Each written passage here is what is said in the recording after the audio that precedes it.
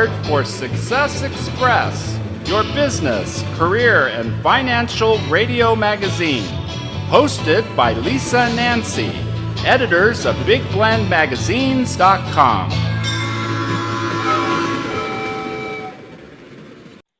Hey everybody, welcome to Big Blend Radio Success Express Show with Lisa and Nancy, the mother-daughter travel team and publishers of Big Blend Magazines. On today's episode, we welcome back leading trust expert, Lea Brovedani. Lea is known as the Trust Architect, and we first met her with her new book. It's called Trust Me, Restore Belief and Confidence in an Uncertain World. And we're excited today she's joining us as one of our Big Blend family of experts. Very excited about that, which means we get to hear her insights over the years and chat with her and get some leadership skills and tips and more knowledge. And you know what? Because she's joining us as the first time as part of our Big Blend family, that means we get to initiate her. And how we do that around here is we ask 10 questions to get to know her and to learn more about her. They're really a Success Insider Q&A. We do encourage you to go to her website. It's leabrovedani.com. That's LeaBrovedani,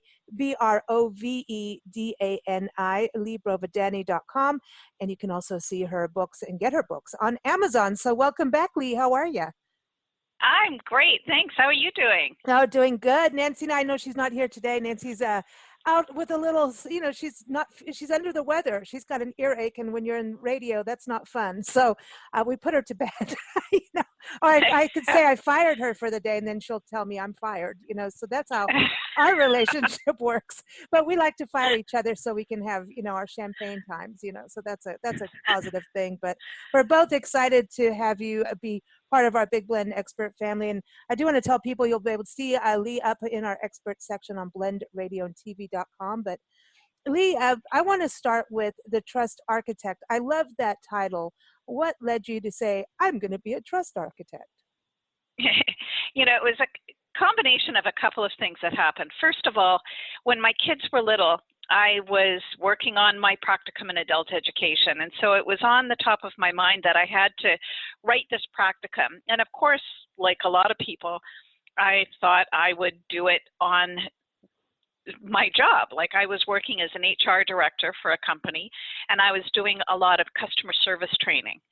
But I walked into the school, and it was the end of the year. My son was probably about 8 or 9 years old. And it was just around noon. So I walked in, there was these 3 little boys that came charging out of the classroom, and they were screaming and yelling, hands over their head, waving them because they were so excited because it was the last day. And it made me smile to see, like they were so joyful. And almost immediately following them was the teacher who was yelling at them, telling them, saying things like they were awful little boys and they should know better and they didn't know how to behave. And I saw this, like these 3 little guys looked like someone had taken a pin and just taken all of the air out of them. It was just really sad to see their heads down. But she said things that I just couldn't live with. Calling them names was just over the top to me. So I went up and I said something to her, and not surprisingly, she didn't take it really well. I was trying to be as gentle as possible and said, it looks like you're having a rough day. And then said, what I saw hurt my heart. There's got to be a better way. There's got to be a better way of dealing with misbehaving children. And she said, you don't have a clue. Oh. And I went, yeah, but no, I actually agreed with her. I went, yeah, you're right. I really don't. I don't know if I could do this. So I decided, because it was just about the same time Daniel Goleman's book came out on emotional intelligence. And I thought, what if I did a practicum on teaching with emotional intelligence? So I decided that I was going to start, that took me on a journey. And then from there, after a few years and going to a number of conferences, and now I'm going to fast forward to recognizing that a lot of how we behaved with people had a lot to do with how much trust we had in the world. So I kind of did an off-ramp, and I wanted to understand everything I could about trust. So it started out from that incident in the school with Hmm. these three little guys to working with emotional intelligence to finding out, why do we trust each other?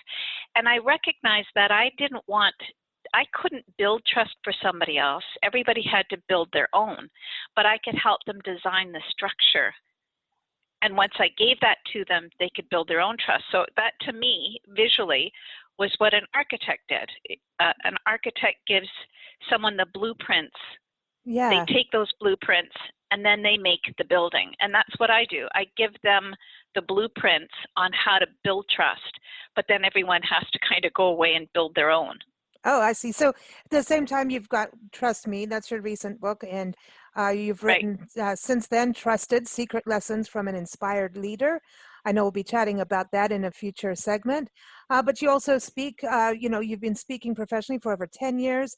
You've received the 2017, 2018, and 2019 Top Thought Leader in Trust by Trust Across America. See, we're going to be doing that, Trust Across America, on our Love Your Parks tour, gathering I trust love that. stories. I know. And I hope that we're not stealing your name, Trust Across America. Stories of trust is what we're finding. And, so it's interesting because you also go and train leaders as well, and do conferences around the world. And I know you've lived around the world. We've talked about that too. And I think it's interesting that there is a trust industry, if you will, because who would think that? You hear about going to conferences for leadership, and you hear about life coaches and business consultants, but hardly ever do you hear trust being at the forefront, which I think is remarkable and very important. Yeah, well, obviously, so do I. Yeah, right.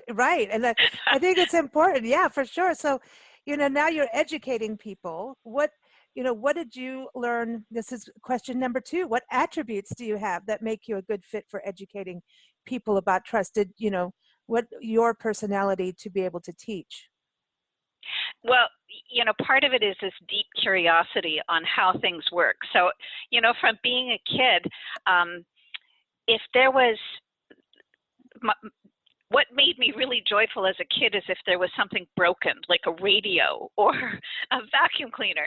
So I could take it apart and then try and figure out how it worked. And so that's the same curiosity on how things work.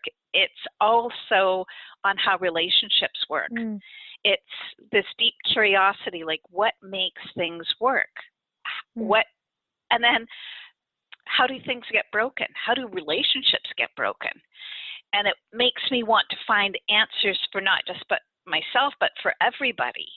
Oh, it's interesting. So So you work backwards yeah, to work forwards. You have to I do. You're like an investigator of trust.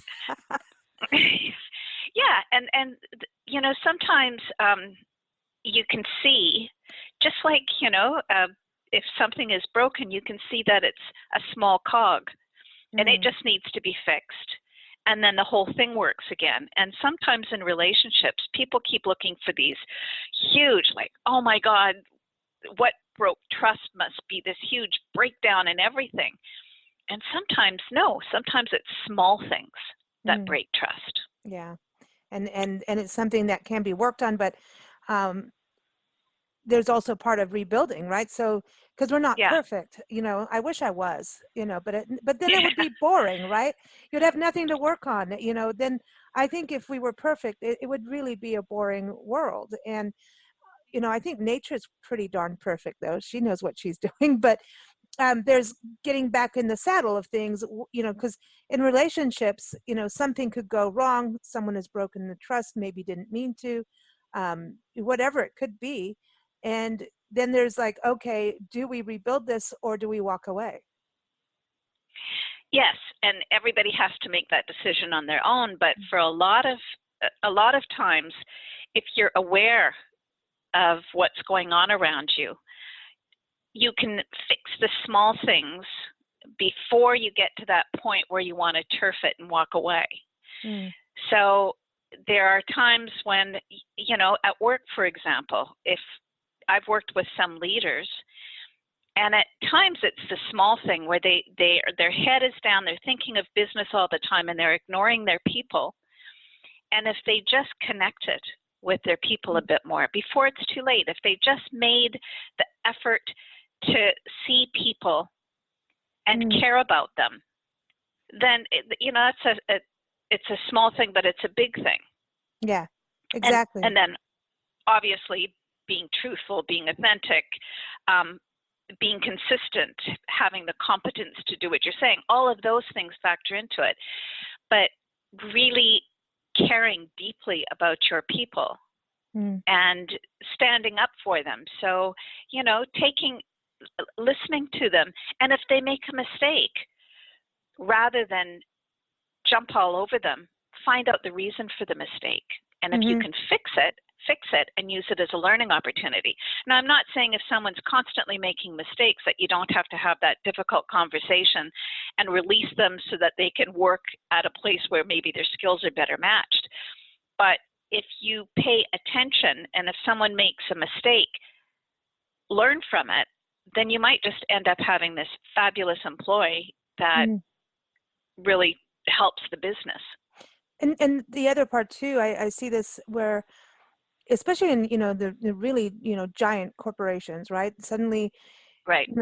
The head of the whoever started it, maybe was a budding entrepreneur. Then suddenly here it's this mega business, and then they get to that point where, okay, well, I'm going to step down and take a break, and then here comes this change, and this is where I always find the trust factor comes in with. The change part is that's where here now the employees don't know, the clientele don't know, and then the person that walks in to fill the shoes, sometimes there's that management thing of I'm shaking it all up, I'm changing everything, and it's just like somebody just threw a cold bucket of ice water on everybody, and then everybody's now really shaken. They don't know if the company's going to stand. And sometimes the original person has to walk back in to get things back on track. I see that with giant corporations all the time. So I think there's got to be a bridge, with when there's change, that trust has to be, that should actually be the first question, maybe.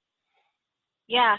And, a lot of times by the time that the leaders are ready to make the change, they've been talking about it behind closed doors. So Exactly. They've gotten to a point of being comfortable with it. And so they've gone through all of the angst of, oh my gosh, are we doing the right thing? And they've been able to problem solve and work through it. So by the time they present it to their team, they don't realize that they've given themselves months to get to that point. And now they want their staff to make that leap immediately. So if they give them the same opportunity to get used to the new management that they allowed themselves to go through, you'll find that people might come on board a bit more. And change, like I'm hoping that if there's a neuroscientist in the group that's listening to this, they can make sure that I'm correct in this, but I have heard that the area of our brain that processes change is very close to the area of our brain that processes pain. So change and pain can be seen as very painful. Actually, Ralph Masengill, he's the author of Conquer, Change, and Win. You're going to meet him on one of our shows, Big Blend Radio Shows, with one of our cool. Big Blend experts. He's a change management expert, and he says change causes pain, period. Change and pain are that they're hand in hand. And so I think you're absolutely right about what, where it is in our brain. And if we don't identify it, I think that's it. Period. Is like, if we don't identify something and handle it, that's where trust gets, shaky. Yeah, Everything gets so shaky. And that goes for inner trust. You have to trust yourself as an individual. And I think that's important. Before anybody's going to trust you, you've got to trust yourself, I think. Yeah. And sometimes that's, we're not raised to trust ourselves. So it's a skill that we have to learn. And we don't do things that help us to trust ourselves. So how many times do you say, tomorrow I'm going to get up and I'm going to go exercise and whatever it is. And then you don't do it. Well, sometimes Sometimes we want champagne on the porch, on the patio, and we'll go, okay, well, we'll go stumble around later. That's why they have cup holders on treadmills. No, but just kidding. But no, but that's the thing. You have to, yeah, it is about being conscious and being aware of things and mindfulness. And that's what I love Yeah. about what you're doing with trust being right there. But we were talking about change, and one of the 10 questions is, what personal changes have you made in order to build your career as the trust architect?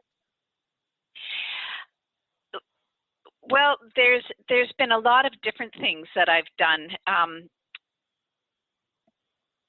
Part of it is I never felt like it was a change, but rather just a progression and a desire. So all of the changes, I think I just changed the way I think of them.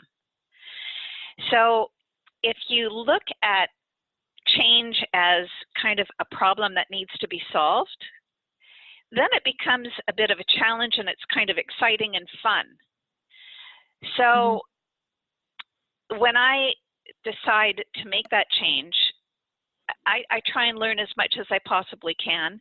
I prepare myself, and then I just, honestly, I think because I have my own business, Yeah. there's no one who can say to me, no, you can't do that. So when I become really curious about something, I can just kind of take that off ramp and do what I want to do.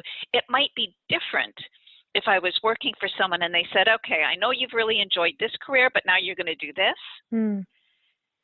And that kind of hasn't been it. It's like you and Nancy, yes, you're in Yuma right now and you really love it. The next place you're going to, you got to choose that as well. And like you're going to look forward to it because part of it was a choice. So I guess the difference is it's a choice rather than a change. Does that make sense? Yeah. You know what? I like that. I like that because we do have choices. And even when you're working for somebody else, you have a choice to say, I ain't doing this no more. take this job. And there's a song after there's a song like that, and I think I've sung that. That's why Nancy and I, it's as entrepreneurs, we're like, that we never did very well with that, because it's when people say no, you've got to stick to this way. Don't fix what ain't broke. You don't reinvent the wheel. When we start to hear things like that, I literally start to grind my teeth. Yeah, that's it, because I think change is good. And I think travel, I mean, you've traveled the world and lived in different countries like India. Didn't that help you also understand how to trust yourself by putting yourself and making that choice of, hey, I'm going to go here. I'm going somewhere exotic. I'm going to learn this over here. By doing that, did that help you as an individual build your own self-trust and your self-worth and value? It did, but it wasn't always easy. I mean, there were times in India when I was really excited about being there, but there were times when it's a noisy country in Mumbai. Well, the city of Mumbai is really noisy. And I can remember times when I was sitting in the apartment and there would be a band outside my window, and they had speakers that I swear to goodness were the size of elephants, and they were blasting the music. And on those moments, the change that I was going through didn't feel like it was something that I was enjoying. So you had to, this too shall pass. Yeah. Had to be kind of one of the mantras. And secondly, it was, it's not going to be forever. Just there was times when I honestly couldn't say I enjoyed it, but I would think, okay, I always thought this is going to make a good story. Yeah. See, that's exactly Nancy and I always say, what I miss about living in Africa is getting up at 4 a.m, and they would blow the horns and everything outside the mosques and it would be really early at daybreak or before, like really 4 a.m. And I used to love that. It was like, to this day, I still wake up because of that. Like I have the eternal, clock Oh, that says wow. get up at 4 and go to mass, but I don't go to mass on that. I don't do that, in regards to that. So, but anyway, one thing I wanted to touch on too, you were talking about change and this shall pass, this too shall pass, which is one of, the life lessons is not everything stays the same.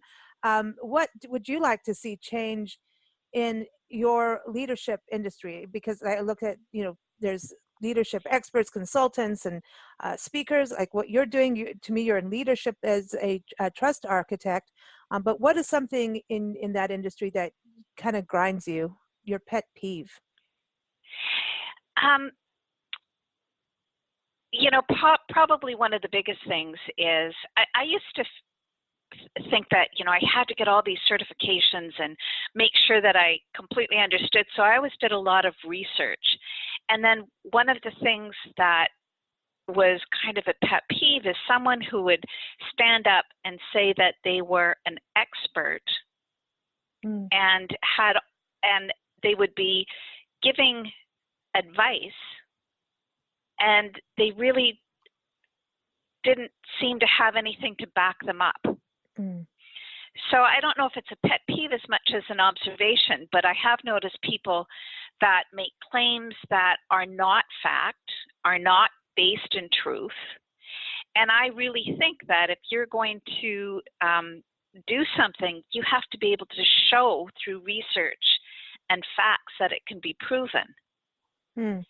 So, I know you've seen this too, Nancy. Someone will say, and for a while you believe them, and they come across as all of that, and you think, oh wow, look at this person has so much confidence. They're standing on stage and they're spouting that, if you do this, this is what can happen, and then you find out that it's a lot of smoke and mirrors and snake oil. Yeah, like the band Milli Vanilli. Remember them in the 80s? And they I do. And then it turned out that it wasn't, that they totally fake and bogus, yet they did have good music. And if they'd just been real, and that was, everybody thought they were so great. They, this just musical wonder, and then boom, poof. And I think that's something, now with the internet, Facebook and social media, you see these claims and you get all these ads, especially in the world of coaching and consulting. Take my free course, and then boom, there's this weird, and then you get like gazillions of emails that, have I done something wrong, Lisa? Yeah, you're bugging me now. Yeah, there's a trust because everybody seems to be using the same lingo now that I'm seeing, and it's kind of, I think people need to be authentic who they are, and it's like everybody's using the same verbiage out there. That's one of the things that I kind of feel like it should be busted. That I've heard this so many times, and people just repeat it as the truth, that it takes a lifetime to build trust and it only takes a minute to destroy it. But that, to me, is not truth.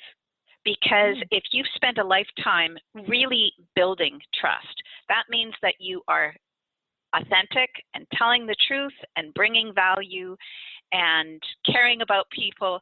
And I have, my model is caring, commitment, consistency, competence, and communication. So if you're authentically doing all of that on a regular basis, then if you screw up once, you're not going to lose trust.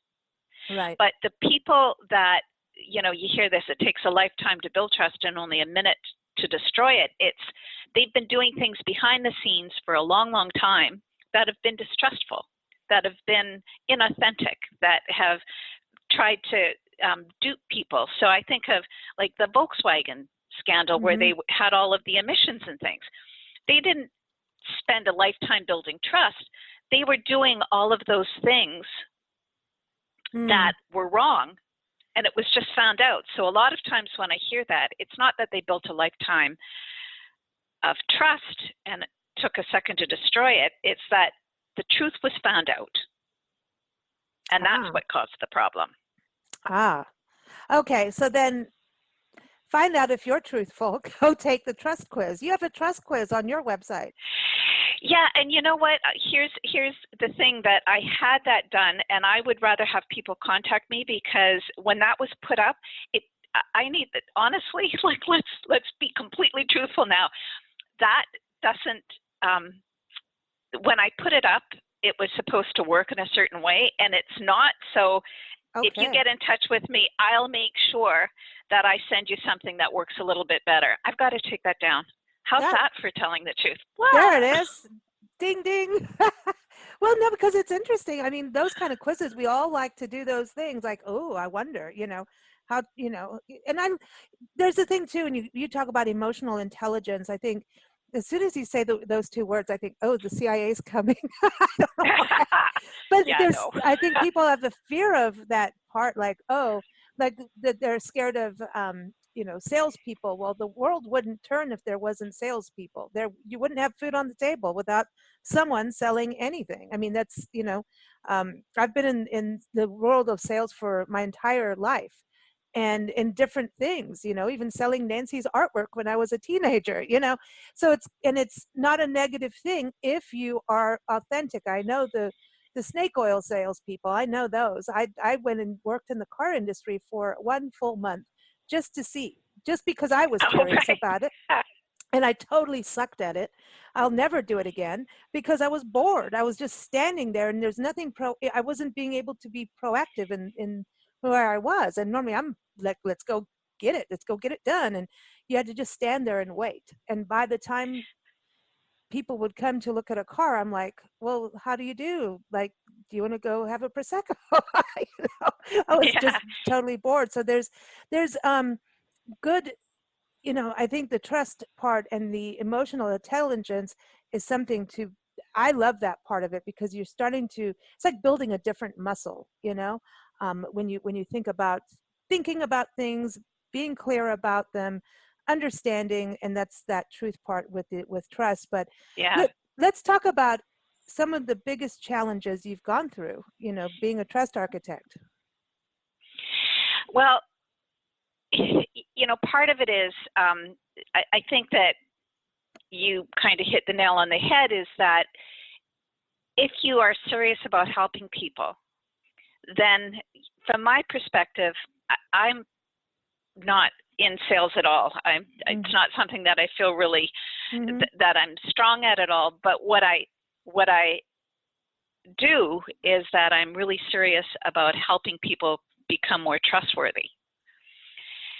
So my biggest challenge has always been to show people that this is actually something that you can improve. And if you improve it, it changes your life in a positive way. So I've done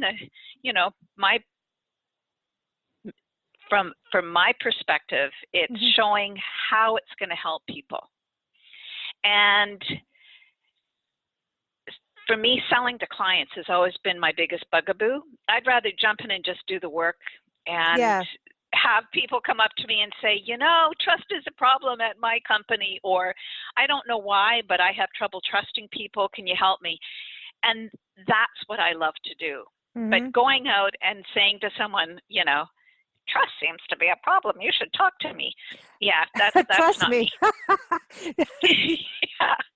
Yeah. No, the sales part, I think it's that's the industry, this world now. That's part of why we started our Big Blend community group, is so that people actually connect and communicate. And through that, something can develop, and then that's natural. Yeah. The days now, it's like being bombarded with sales, emails, calls. People don't answer their phone because it's a, sales call from a robot, or whatever. Yeah. We've gone into this world of, we've got the ultimate in communication, but then we're not using our communication as best we could, I think. And so it shouldn't feel like sales. It should be a natural process. And that's absolutely. And being able to go into a company, and a lot of times I can just walk into an organization and I can usually tell if trust is a problem, because companies where people trust each other have a lot more fun. Oh yeah. If I walk through an organization and I can hear laughter, I know some people might walk through and think, you slackers, you're laughing and but no, people who trust each other are relaxed and can laugh with each other. And it's hearing those conversations. I think walking through and not hearing a thing, and you can almost feel the tension. I can tell you that when I walk into those organizations, trust is a problem. Yeah, I know exactly what you mean. It's true. It's true.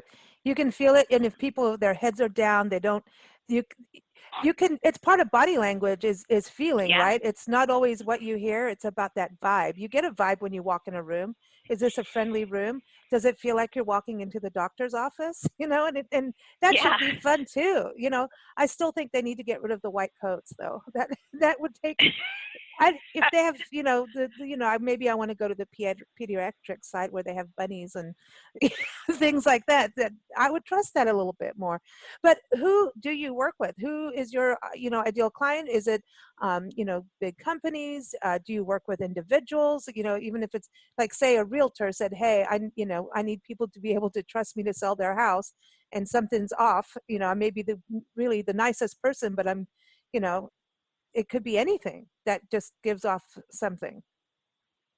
Yeah, I can definitely work with individuals, but walking into a mid-sized company, what I've discovered, because I used to think, oh, look at this huge company. My God, I could be busy for years.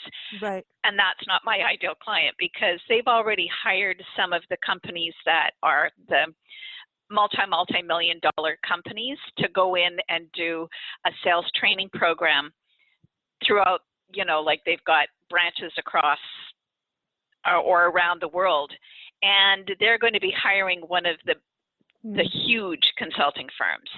So for me, an ideal client is a mid-sized company, a leader who wants to improve the bottom line in the company. They know that the relationships in the office could maybe be improved. They're open to looking at new ideas and actual things that people can do to improve the company. So, sometimes it's giving them really practical do this. Mm-hmm.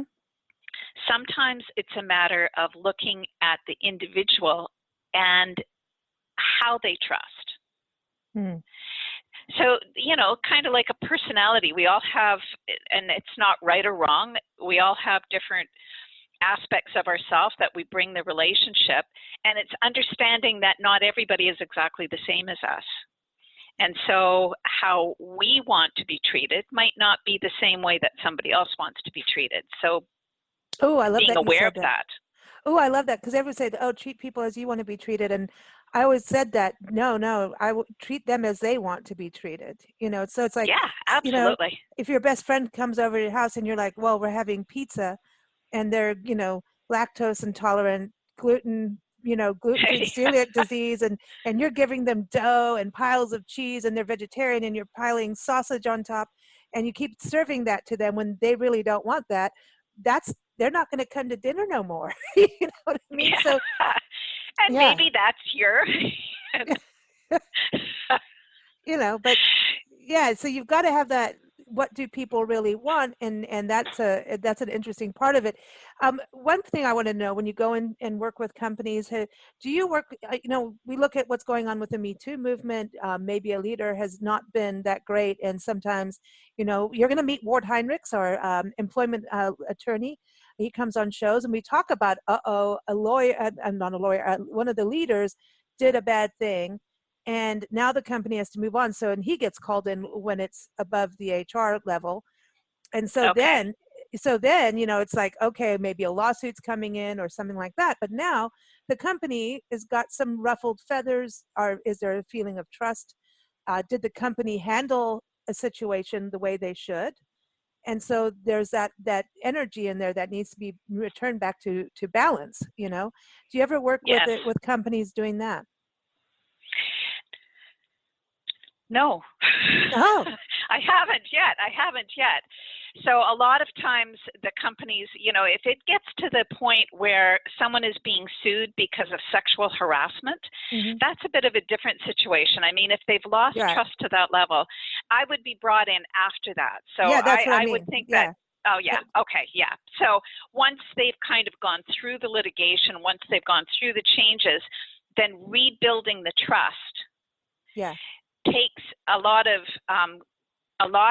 I think, fearless conversations where you can sit down and recognize that there were, like you have to be able to have those conversations where people say, yes, I went into the organization 4 times and tried to tell them and I was ignored.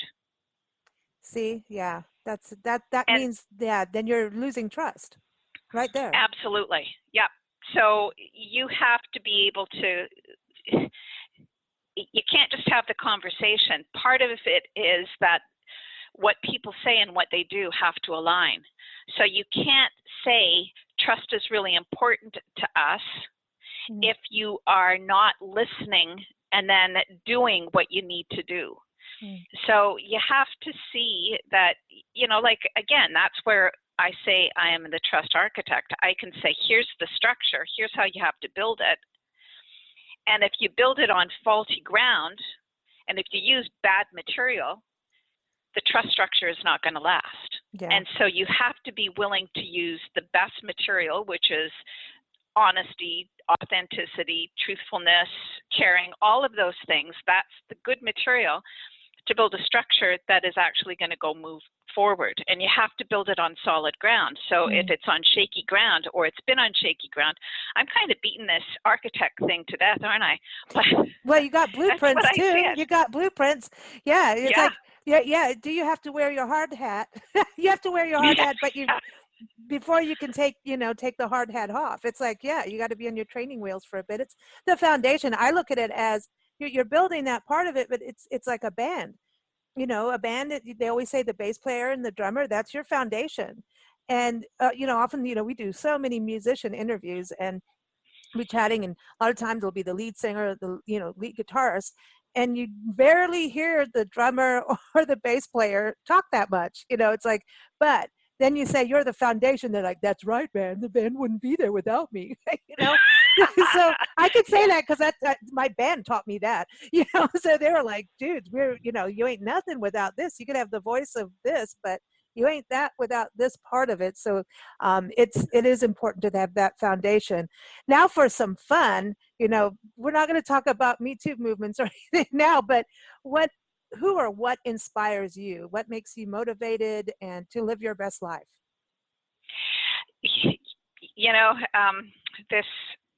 My family, honestly. When I was young, I used to want to do things that made my parents proud. And now I want to do things that make my children and my husband proud. And so a lot of what inspires me is doing the very best for them. And really the extended family as well. I think that people learn more from example than someone spouting all kinds of platitudes. So trust isn't always easy. Sometimes you kind of want to lie. And telling the truth and being authentic and, that really is what inspires me. And there were a couple of people. There was, when I lived in Nova Scotia, there was a woman I got to know, and her name was Ruth Goldblum. And Ruth was brought up in a small fishing village in Nova Scotia. And she went on to get she got the Order of Canada, which would be like the presidential award. It would be equivalent to the presidential award in the United States. And she did it because she was always giving back to the community.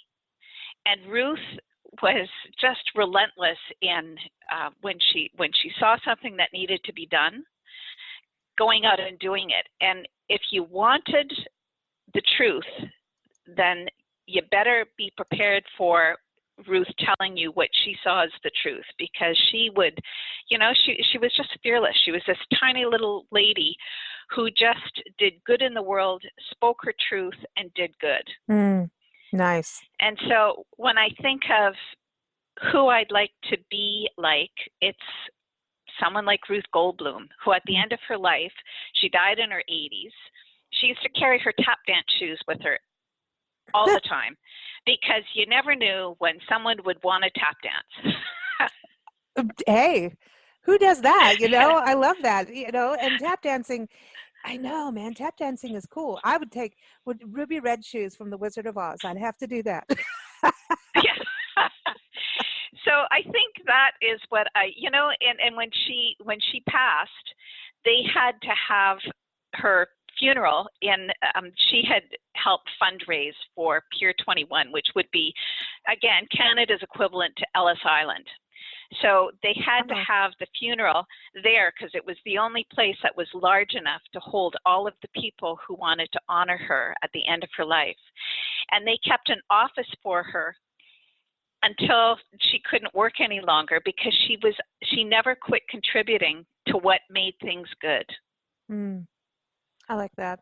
People like that, that's a person of excellence, Yeah. Someone who truly lives it. Their success, I know we're Success, Express here, but it's about having like that espresso coffee that makes you wake up, have that little boost. But success is like excellence is a bunch of success. It's like living it, and it becomes a habit, a lifestyle. Where success is like achieving a goal, right? So Ruth sounds like a lady of excellence to me. Yeah, wasn't it Aristotle who said, what was it? Excellence then is not an act but a habit. Yes, I think so. Exactly. It's what we repeatedly do. Oh, and you're going to be on shows with Bobby DePorter, that we call her the Queen of Excellence. She's the creator of the 8 Keys of Excellence, and a lot of what we're talking about today is about excellence. We're ambassadors. It's a nonprofit program for kids to learn, character education. And the first key of excellence is integrity. And I think that's a lot of what we're talking about today is integrity, trust. So we're going to have so much fun. I can't wait. This is going to be great. I know it started now. Hey, it's here. Yay. So now we know what inspires you. Now, dinner party, we love this. It's like our happy hour show. Who do you want to have over for dinner? And if they don't want sausage, will you give them mushrooms instead on their pizza? Absolutely. I will give them a full vegan dinner, even though it wouldn't be my choice. Whatever they want. Yeah, there it is. So yeah, who are you having over for dinner if you could invite 3 people?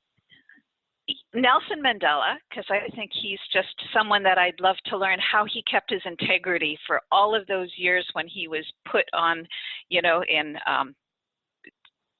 on the island where he was in prison. He'd be one. Isadora Duncan, just because she was so joyful and did things that were so not considered proper for a woman. And then Lady Gaga, because I just think that she is brilliant and a trailblazer. So all people who have done things that, I don't think any of them looked at a role model. They created one. I mean, they were their own role model. And Isadora Duncan could, go dance with Ruth. See? Yeah, absolutely. Well, Isadora, her statue, she has that like, grace and elegance, but also this strength. She just exudes strength, and I think that's important. Lady Gaga, she dances too, so I'm sure Nelson does, but Lady Gaga, she's really interesting. She does a lot of speaking for teens to overcome things in life and to build yourself. She's really does a lot of positive stuff. Yeah, and one of the things that kind of first clued me into the fact that she was doing all of this fabulous work, it was behind the scenes.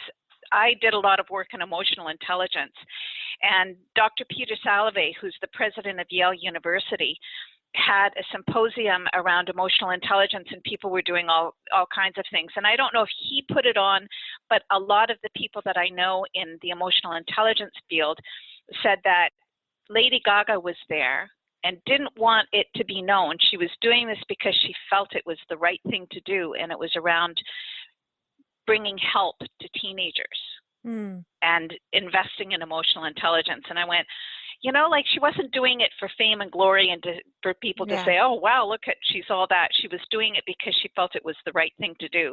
And I have really liked her ever since then.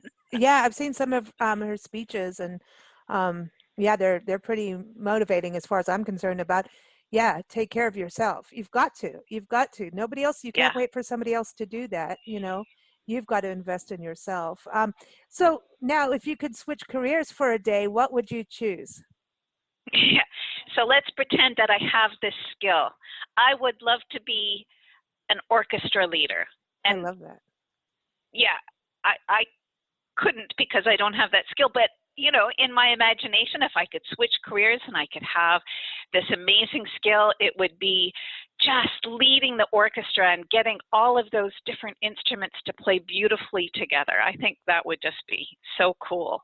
Okay, so do you turn your music up loud in your office and direct? Do you ever do that?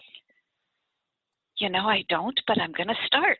It feels good. I used to, apparently, that's what Nancy said when I was a kid, and she has photos of this in Kenya. I'd go out and play in the garden and lead the flowers in an orchestra.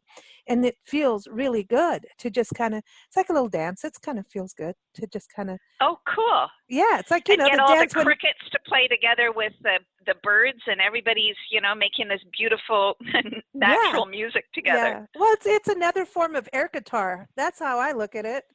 It's air guitar. That's what Cool. conductors are doing. They're playing air guitar, but with a ton of instruments. You know?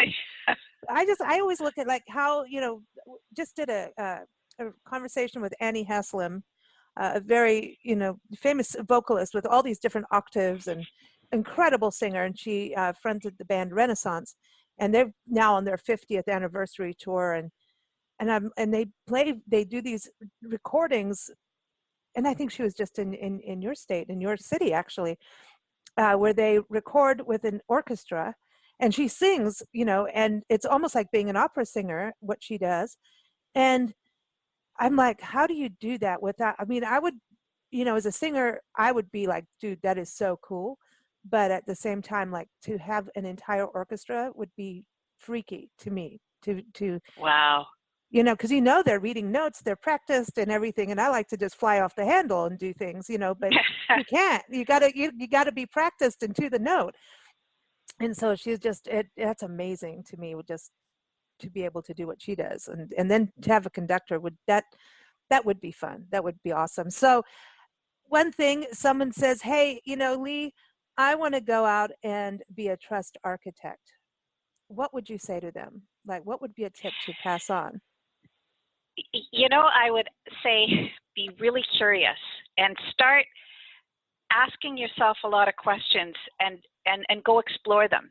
I think that in order to do something, you have to ask questions that you haven't heard of before and find the answers.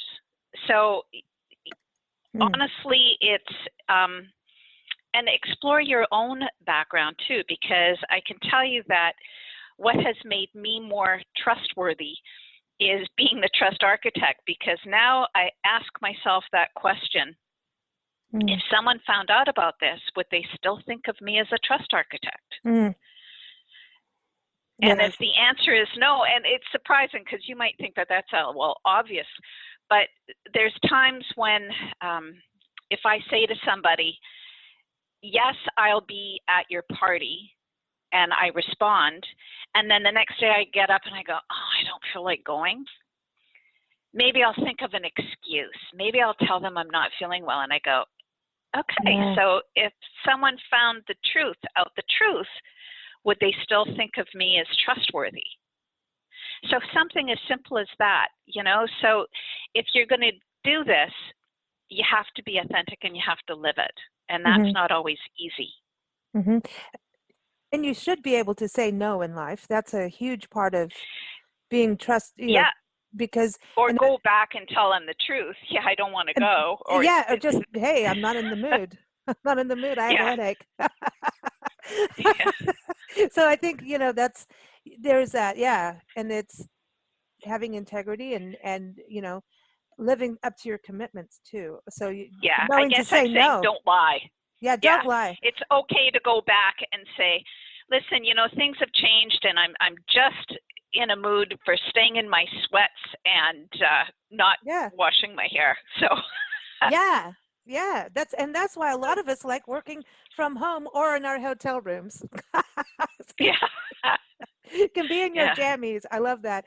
Well, thank you so much for joining us here, Ali. It's such a pleasure, and I want to get everybody to know about your latest book. Again, it's Trust Me, Restore Belief and Confidence in an Uncertain World. It's out on Amazon now, but also go right to Lea's website. It's leabrovedani.com, and that's Lea Brovedani, LeaBrovedani.com. And of course, you can see her up in our expert department on Blend Radio and TV.com and in issues of Big Blend Radio and TV magazine. And of course, keep up with us at BigBlendRadio.com. Our episodes air Monday, Wednesday, Friday, Sunday. And you can listen as they go live or later on demand through all kinds of networks like Spreaker, Blog Talk, Apple, Google, iHeartRadio, Spotify. It's all there. It's all there if you just go to BigBlendRadio.com. Can I add one thing, Sure. Lisa? Absolutely. Because I said, go to my website and you can do that assessment. I'm going to spend time over the next week to make that exactly the way I think it should have worked in the first time. So if everybody just gives me a little bit of time, I'll get a quiz up there that they can go and work on and get a response that I feel gives the value that I wanted it to in the first time, first place. All right on. There you are. So yeah, Lea Brovedani, everybody, .com. And I've got a good song for you today that I think you'd like. Good. Yes, it's called Be Kind. It's one of my favorite songs. It's by Brian Borgo out of Denver, Colorado. It's off of his album Be Kind, and there's another album out later. His latest one is Without You, but Be Kind, I think, is kind of it's an anthem I think we should all be singing. So check him out at borgoband.com. Here it is, Be Kind. Take care, Lea. Thanks again. Thank you. Bye-bye.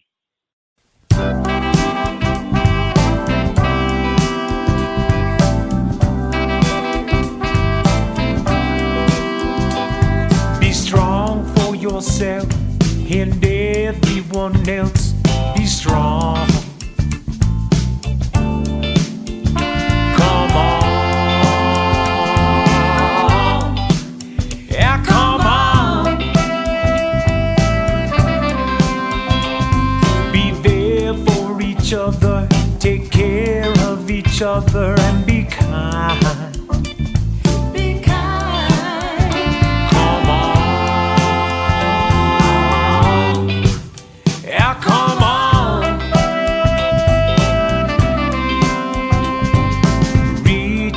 Your head and hold the hand that's reaching out. You know what I'm talking about. Oh, and play for each other, play with each other and be kind. What you say about each other is really a reflection of your mind. Oh, come on. Yeah, come on.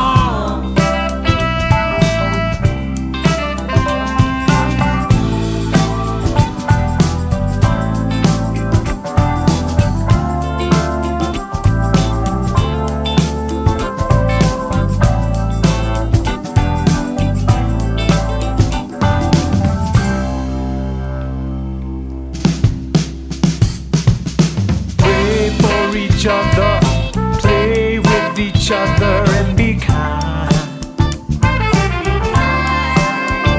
What you say about each other is really just a mirror of your mind. Oh, come